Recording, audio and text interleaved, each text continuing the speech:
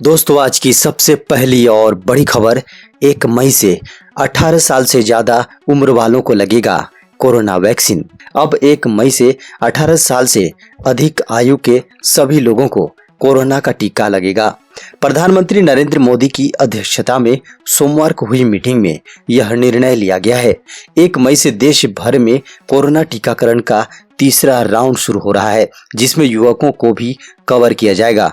अब तक 45 साल से अधिक आयु के लोगों को ही टीका लगाया जा रहा था। हालांकि दिल्ली, पंजाब और महाराष्ट्र जैसे राज्यों के मुख्यमंत्रियों की ओर से युवाओं को भी टीका लगाए जाने की मांग की थी।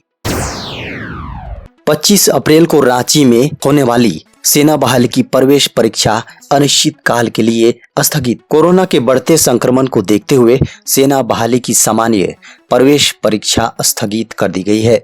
कोरोना का संक्रमण और तेजी से न फैले, इसके लिए यह फैसला लिया गया है।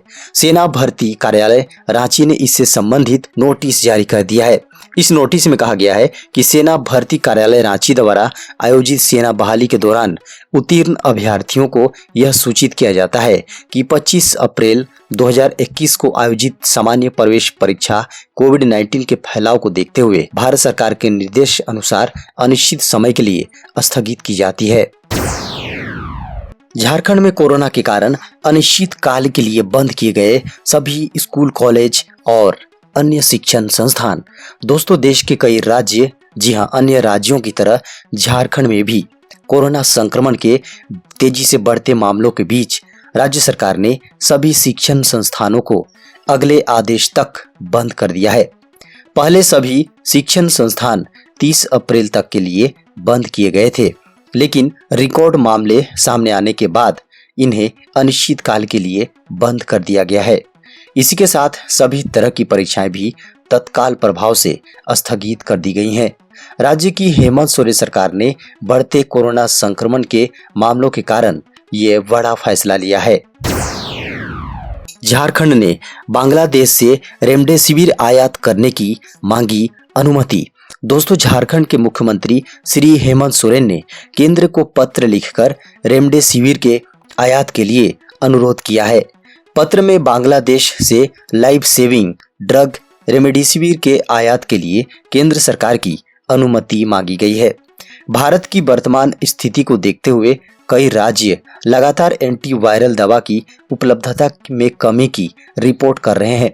इस दवा का उपयोग अस्पताल में गंभीर कोविड-19 रोगियों की जान बचाने के लिए किया जाता है। कोरोना की दूसरी लहर ने मचाया कोहराम।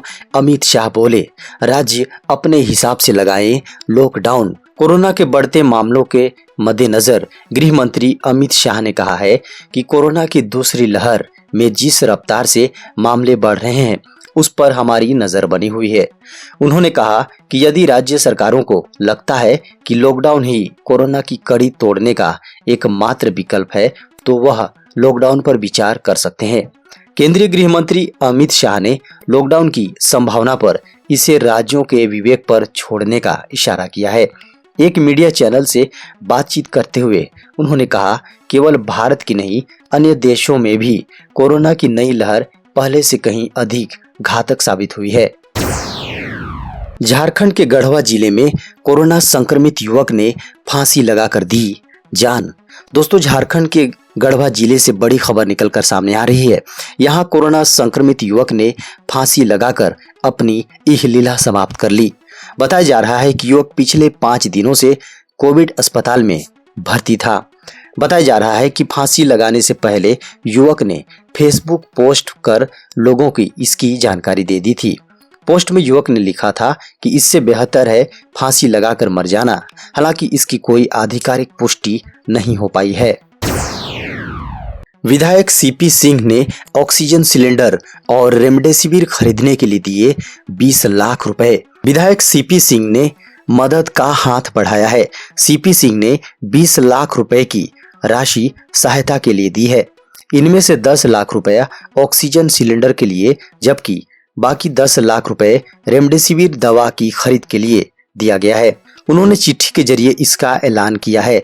चिट्ठी में लिखा है कि कोरोना के बढ़ते संक्रमण और क्षेत्र की गरीब जनता की परेशानियों को देखते हुए विधायक कोष की राशि से ऑक्सीजन के लिए 10 लाख रुपए, वहीं रेमडेसिविर इंजेक्शन के लिए 10 लाख रुपए की अनुशंसा करता हूं।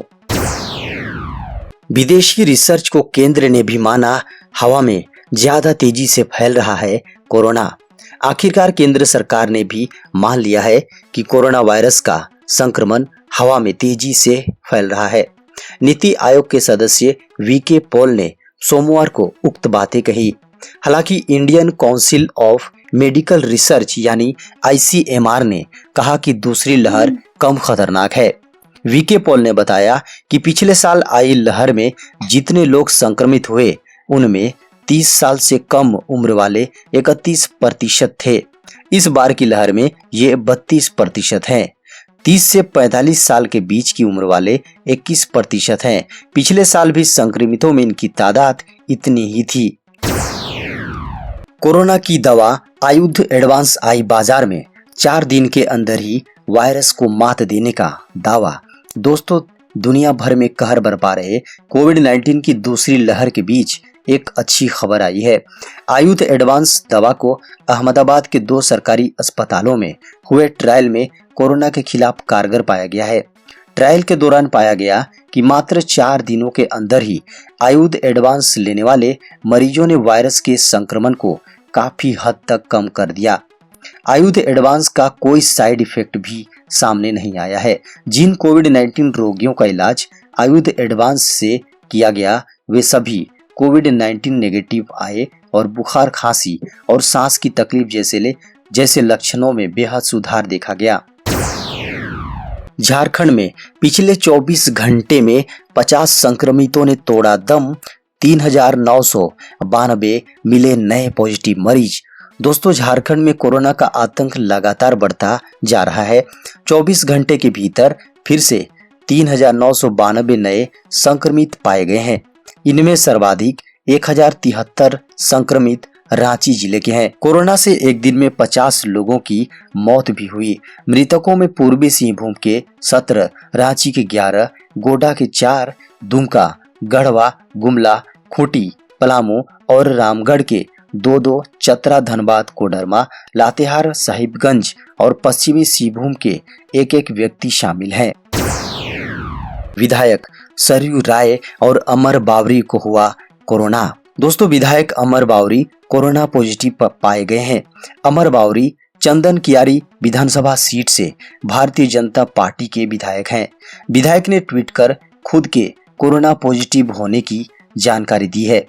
इधर विधायक और पूर्व मंत्री सरयू राय भी कोरोना पॉजिटिव पाए गए हैं। सरयू राय पूर्वी जमशेदपुर सीट से निर्दलीय विधायक हैं। वे पहले भारतीय जनता पार्टी में रह चुके हैं। सरयू राय ने भी ट्वीट कर खुद के कोरोना संक्रमित होने की जानकारी अपने आधिकारिक ट्विटर अकाउंट पर सरयू राय ने लिखा कि कोरोना वायरस के शुरुआती लक्षण चेकअप के बाद मैं कोरोना पॉजिटिव पाया गया हूं। केंद्र ने कोविड को ध्यान में रखते हुए कहा, जल्द से जल्द पूरी की जाएगी वेंटिलेटर की आपूर्ति। केंद्र सरकार ने महाराष्ट्र, उत्तर प्रदेश, झारखंड, गुजरात, मध्य प्रदेश और छत्तीसगढ़ सहित 11 राज्यों में वेंटिलेटर की एक नई आपूर्ति की अनुमति दी है, जो दैनिक कोविड-19 सकारात्मक मामलों की एक रिपोर्ट करती है।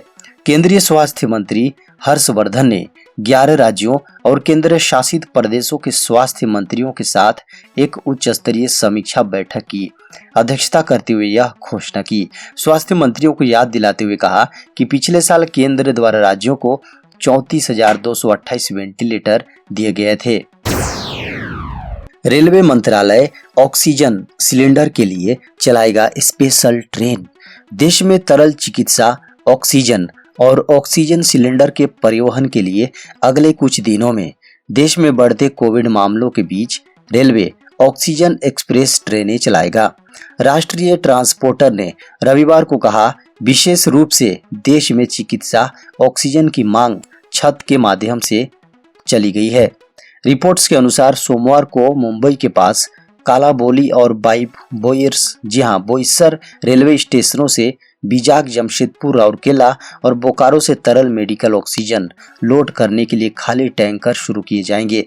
रेल मंत्रालय ने कहा कि कोविड संक्रमण के कारण कुछ चिकित्सा स्थितियों के उपचार में ऑक्सीजन की उपलब्धता महत्वपूर्ण थी। रिम्स में ओपीडी सेवा अगले आदेश तक बंद, सिर्फ इमरजेंसी सर्विस रहेगा चालू।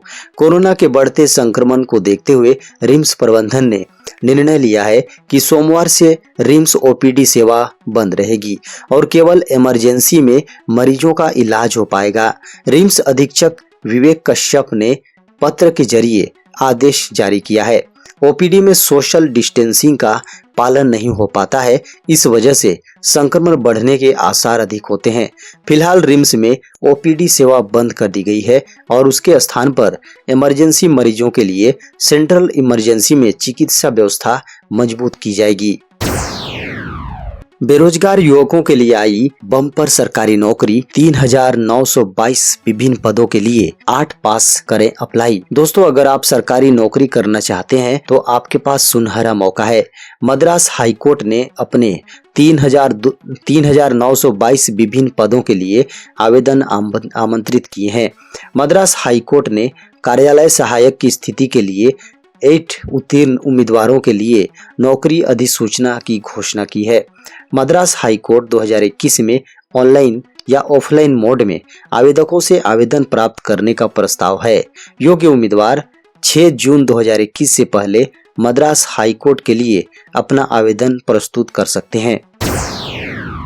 इजराइल का बड़ा ऐलान, खुद को घोषित किया कोरोना मुक्त। दोस्तों, एक और पूरी दुनिया कोरोना महामारी से पूरी तरह से जूझ रही है, वहीं दूसरी ओर इजराइल पहला ऐसा मुल्क बन गया है जिसने स्वयं को कोरोना मुक्त घोषित कर दिया है। इजराइल ने अपने सामूहिक टीकाकरण अभियान के बाद कोरोना वायरस पाबंदियों में भी ढील दे दी है और स्कूलों को फिर से खोल दिया गया है। इजराइल में सभी प्राथमिक और माध्यमिक स्कूलों की शुरुआत हो गई है और बच्चे कक्षाओं में लौट आए हैं। स्वास्थ्य अधिकारियों ने सार्वजनिक जगहों पर मास्क पहनने की बाध्यता को खत्म कर दिया है। हालांकि बड़ी सभाओं में मास्क जरूरी है। इजराइल ने दुनिया भर के टीकाकरण अभियान में महत्वपूर्ण भूमिका निभाई है और अपने देश में तेजी से लोगों का टीकाकरण किया है।